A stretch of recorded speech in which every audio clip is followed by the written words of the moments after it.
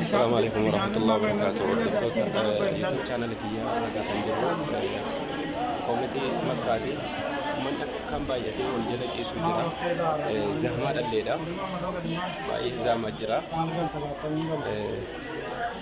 egaa jarris immoo akka gaariitti keessoodha hojjechuutti jiru gama kana keessatti baay'eetu jira gama kana keessatti baay'eetu jira garachi kana keessatti baay'ee jira egaa inshallah wal zahmichuudhaan malatti yoo dhuftanii hojii keessan hojjettanii jettan gaarii isinii ta'a haala kanaaf akka dhuftanii itti fayyadamtan akka dhuftanii waan kanarraa bu'aa argattan isiniin jedha. Assalaamu alaykum wa rahmatullahi wa barakatuh.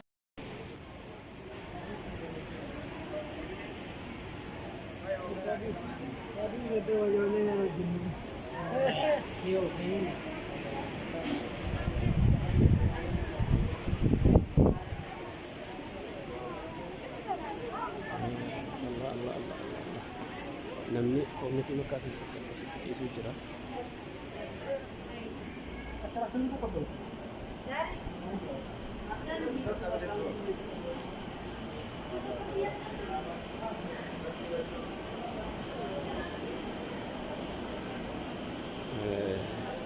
Akkaan baay'eedha namni.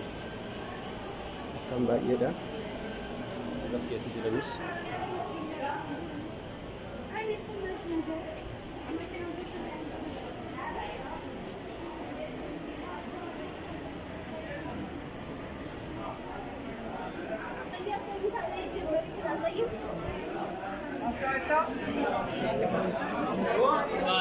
Kalau soal polisi ini tahu,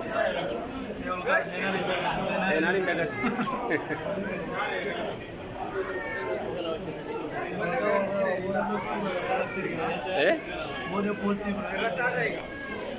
Assalamualaikum warahmatullahi wabarakatuh. Hordoftoota YouTube channel kiyyaa hundi keessanuu akka nagaa keessanii. Egaa kun har'a koomiti makkaa keessa jirra. Uummanni akkasitti baay'atee kun wal dhudhumsee jira.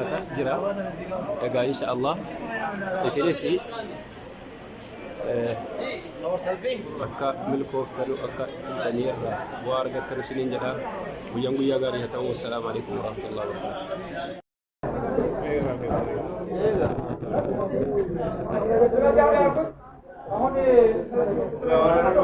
Kana fakkaata koomiti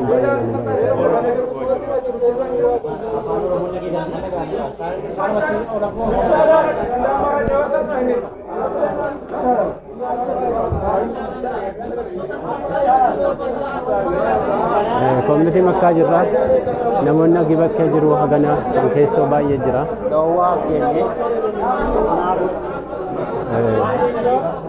Kanaaf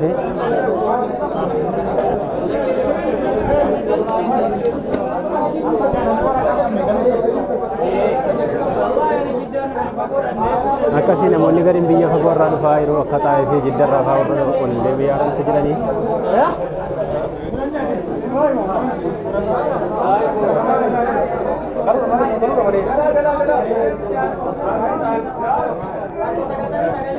kanaaf